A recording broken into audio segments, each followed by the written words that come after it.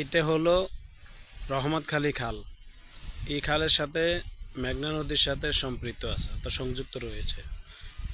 খালটা কিন্তু বিশাল, দৈর্ঘ্য এবং প্রস্থ অনেক। এই খালের পাশে হলো আমাদের চন্দ্রগঞ্জ থানা সংলগ্ন প্রতাপগঞ্জ মিয়াবাড়ি।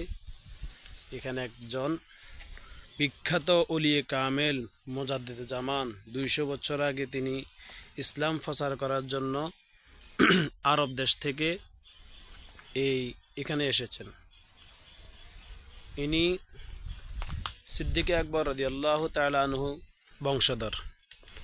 ওনার নাম হযরত শাহ আবদুল্লাহ সিদ্দিকী আল কুরাইশি রহমতুল্লাহ আলাই। উনি সিদ্দিক আকবর বংশধর, কুরাইশ বংশের।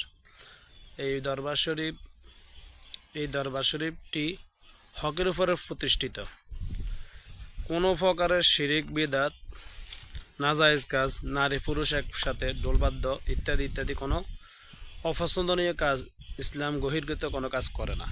এখানে মানুষ আসে, জিয়ারত করে, জুমার নামাজ পড়ে, জিকির আজকার করে, পীর সাহেব হুজুরের সাথে সাক্ষাৎ করে, সোহবত নেয়। সোহবতের কথাও কোরআন আল্লাহ বলে দিয়েছেন, জিয়ারতের কথাও আল্লাহ পাক কোরআন হাদিসে বলে দিয়েছেন।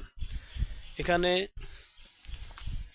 অনেক মুনশি আউলিয়া কারাম শাহিদ আছেন, যিনারা মসনবী শরীফ, খানদানা শরীফের গদ্যানুবাদ করেছেন, যারা বড় বড় মসজিদ স্থাপিত করে দিয়ে গেছেন, স্কুল প্রতিষ্ঠা করে দিয়ে গেছেন, ওয়াকফ স্টেট করে দিয়ে গেছেন, জুমা মসজিদ করে দিয়ে গেছেন, অনেক মসজিদ মাদ্রাসা খেদমত, দ্বীনের খেদমত করে দিয়ে গেছেন।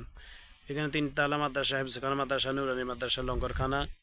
এখানে আমাদের ইসলামের কাজগুলো হচ্ছে। আপনাদের সবাই দাওয়াত।